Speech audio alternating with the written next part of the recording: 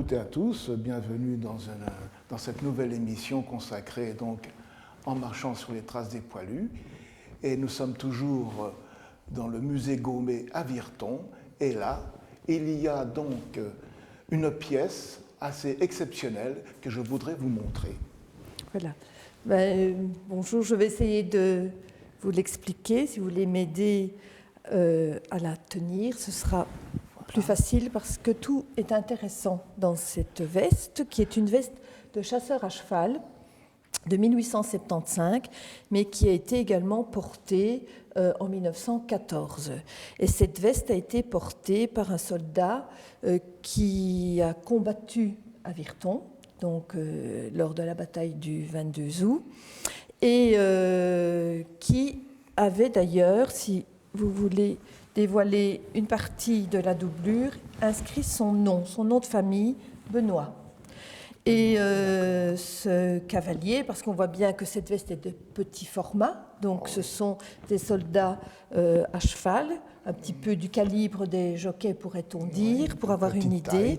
Donc ce cavalier Benoît est tombé à grand failli lors certainement de la retraite, donc quelques jours après le 22 août, peut-être le 24 août.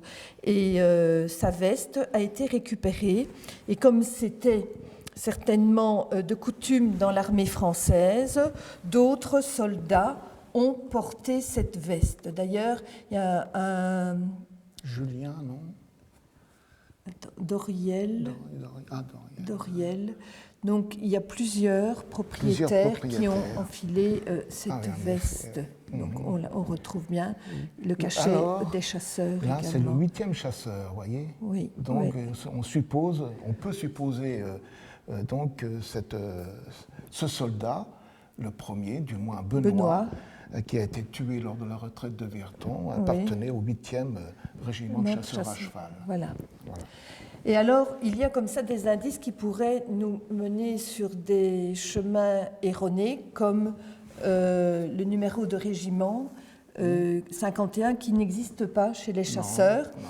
Et alors, on s'interroge à savoir, mais qu'est-ce que cela veut dire? Et parmi la multitude des cachets, on en trouve un qu'on peut lire Traonnoise, Ouac, et qui en fait est le nom d'un costumier de théâtre parisien.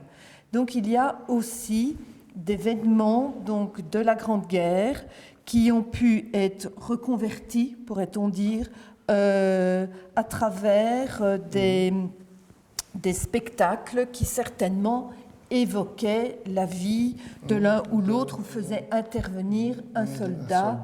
Et de cette époque. Donc c'est assez intéressant d'essayer de découvrir, et même ça pousse vraiment la curiosité quand on reçoit en main un objet comme celui-ci, une pièce comme celle-ci, et que l'on commence un petit peu à résoudre l'énigme à travers les inscriptions et les cachets qu'elle possède. Voilà. On peut dire que cette veste a un riche passé, finalement. Oui, et même plusieurs vies. Même plusieurs vies. Voilà, plusieurs vies. Et toutes ces vies sont intéressanses et c'est assez engageant de les imaginer, d'imaginer la vie de ceux qui les ont endossés. Elle est pratiquement intacte. Oui, elle est bien conservée. Quelques petites réparations de boutons. Oui. Voilà. Les boutons ne sont pas d'origine. Même ceux-ci. En principe, les boutons, dans l'armée française, il y a l'insigne donc, du régiment dessus. Pour la cavalerie, c'est sans doute une carapace de dragon comme vous avez là, en principe. Voilà. Et là, donc, on n'en a plus aucun. Je suppose que ces boutons ont été donc, remis après cours. Quoi, hein. Oui. Voilà. Par exemple, pour l'infanterie, c'est la grenade. Voilà, pour les chasseurs, c'est un corps de chasse qui n'a rien à voir avec les chasseurs à cheval. Hein, c'est totalement différent. Voilà. Merci. Si on peut apporter quelques explications supplémentaires, tant soit peu. Oui, on peut montrer l'arrière aussi. Voilà. Tant que nous l'avons en main,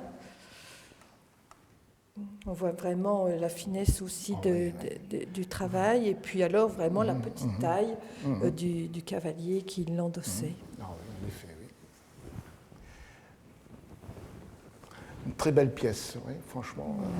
Qui est rentrée récemment dans les collections, puisque aussi les commémorations de 2014 ont donné l'occasion d'enrichir les collections spontanément. Ce sont des personnes qui proposent. C'est le don d'une personne? D'une association. D'une association, sur les pas de la mémoire, une association qui s'est constituée ici à Aeth et qui existe depuis quelques années déjà, bien avant les commémorations, et qui chaque année propose au moment du 22 août des retraites au flambeau et d'autres commémorations militaires sur le village de Aeth et dans le cimetière militaire de la Clairaut principalement.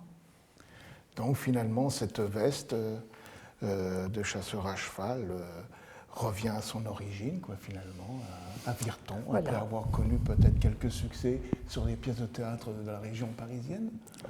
Voilà. On peut l'imaginer. Elle revient donc sur les lieux où elle a connu sans doute des heures de gloire et aussi, malheureusement, de désespoir. De désespoir. Oui.